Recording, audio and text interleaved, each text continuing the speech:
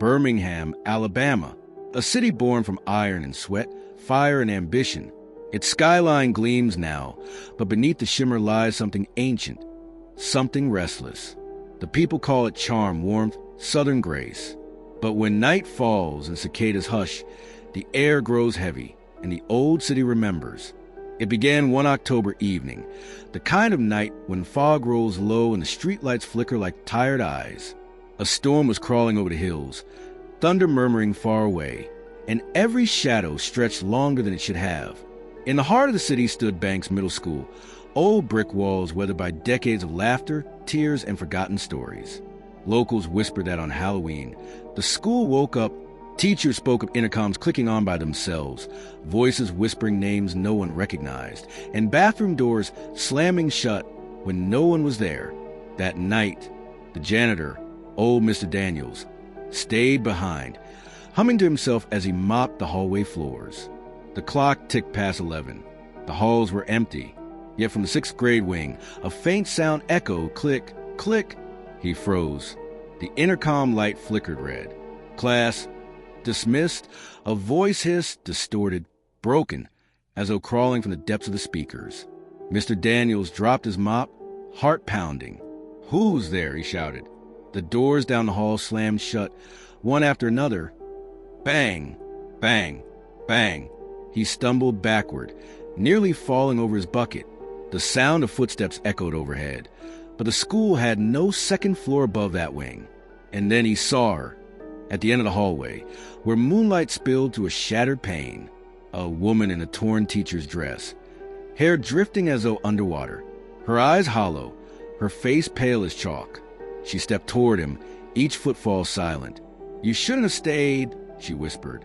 The intercom screeched, static howling like a scream, and the power went out. When morning came, they found Mr. Daniels outside the school gates, trembling, unable to speak. On the intercom log, an entry recorded at 11:59 p.m. The voice, faint and trembling. She'd jump again. The old Birmingham Public Library stood like a forgotten cathedral, its marble pillars worn by time. Dust lingered in the air like the ghost of knowledge itself. They said the man who first opened its doors, Henry Graves, never really left. He loved the books more than people, spending nights cataloging every shelf, every word. When he died at his desk in 1922, the librarian swore they still heard his footsteps pacing between the aisles. One winter evening, Emily, a young historian, decided to stay late. She was working on a thesis about Birmingham's forgotten architecture, but something about the library drew her deeper. The creak of the floors beneath her boots, the faint smell of old ink. It felt alive. She sat in the reading room beneath the grand dome. The clock struck midnight. From somewhere upstairs came a sound, a book falling, then another. Emily looked up. "Hello?" No answer, only the low groan of the building settling. She climbed the narrow staircase to the upper stacks, flashlight trembling in her hand. The beam swept across spines of old volumes. Southern Folklore, 1871. Iron and Blood, The Founding of Birmingham, Ghosts of the Confederacy. Then, movement. A man's shadow, tall and thin, turned the corner at the end of the aisle. "Sir," Emily called. "We're closed." No reply, only a faint whisper, "I never close." The light flickered. The temperature dropped. Books began sliding from the shelves, one by one, then faster. Thud, thud, thud. They rained down around her, pages fluttering like wings. When the chaos stopped, Emily stood frozen. In front of her lay one open book. Its page read, Henry Graves, librarian, 1863 to 1922. Cause of death unknown. Her flashlight dimmed. She turned, and behind her stood the ghostly figure of a man in a tattered suit, eyes sunken, holding a single volume to his chest. "You shouldn't read what was never finished," he murmured, and vanished into dust. The Parkwood Apartments still stood, but barely. Their brick walls crumbled, vines creeping up like veins. In the 1970s, it had been a quiet neighborhood, until one night in January, when a scream split the air. No one ever found the murderer, but every year on the anniversary, Blood seeps through the upstairs foyer floorboards. Tenants move in, then out again, never lasting more than a few nights. Angela and Mark thought it was just a story until they move in. Newly married, full of laughter, they didn't believe in ghosts. The first night was silent. Too silent. The air smelled faintly metallic. Mark blamed old pipes. Angela wasn't so sure. At 3 a.m., a drip echoed from upstairs.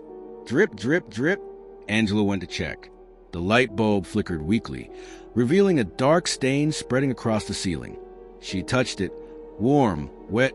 "Mark!" she screamed. He ran up, flashlight shaking. The beam landed on her hand. Crimson. They stumbled back as the walls began to sweat blood, thick and glistening. The smell of burning flesh filled the room, choking, sickening. A shadow appeared at the end of the hall, tall, twisted, half seen through the haze. "You took my place," it rasped. Angela sobbed, dragging Mark toward the door. But when he reached the handle, it burned, searing heat like molten metal. The ghost's voice grew louder. "He burned me alive and you let me stay." The lights exploded. Neighbors found a couple the next morning, pale and shaking, their belongings abandoned. The blood had vanished, but scorch marks remained, handprints black against the walls. Sicard Hollow Road, a winding stretch through Birmingham's wooded hills, was known for one thing: silence. Even in daylight, no birds sang there. Locals said the road breathed. They said at night, the air pulsed like a heartbeat, and if you stopped your car, you could hear it whispering your name. One stormy night, a group of friends decided to test the legend. Rain lashed their windshield as they drove, laughter echoing nervously. "Cut the engine," Jason said. The car fell silent. Only rain. Then a low hum. The trees seemed to sway in rhythm, their leaves hissing. "Do you hear that?" Mia whispered. The hum grew louder, like a sigh beneath the earth. Suddenly, the headlights flickered. The dashboard went dead.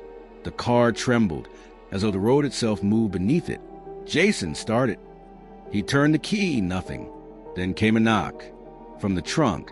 Once. Twice. Mia screamed. The road began to glow faintly. A mist curling from the asphalt, shapes forming within it. Faces, twisted in agony. The engine roared back to life. Jason slammed the accelerator, the tires screeching.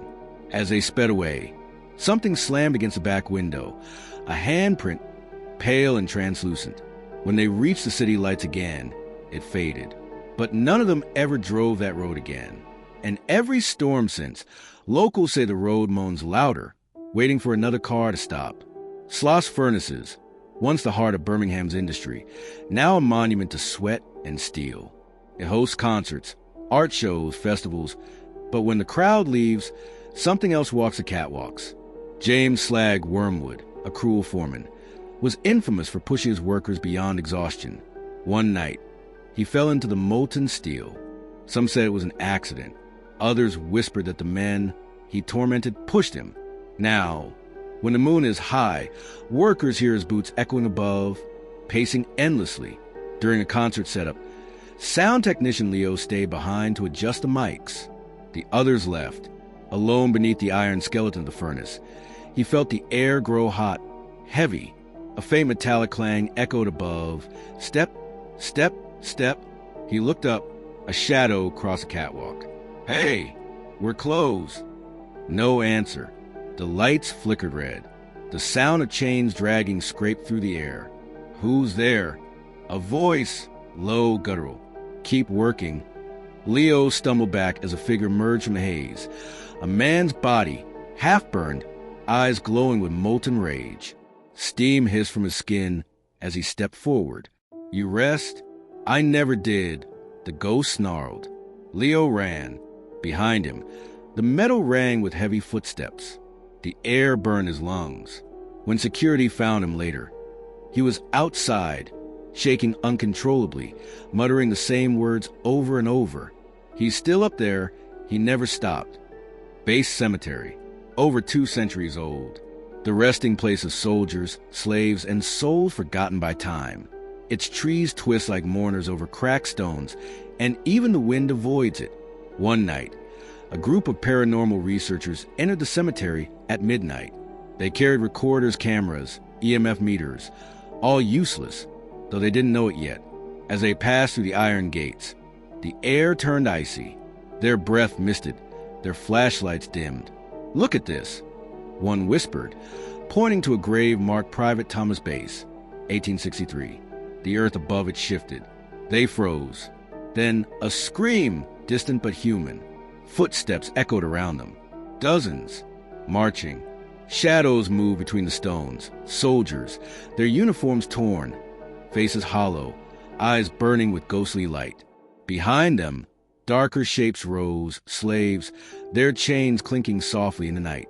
The researchers turned to run, but the path behind them vanished into darkness. The air pulsed with whispers. Stay with us." One of them dropped the camera. The footage, later recovered, showed the last moment. A pale hand reaching from a fog, grabbing the lens. In the final frame, dozens of faces stare back, gaunt, sorrowful, waiting. Locals say the screams still echo on cold nights, when the moon is thin and the wind sighs through the pines. Some say the dead of Bay Cemetery never stopped marching. They just found new soldiers to join them.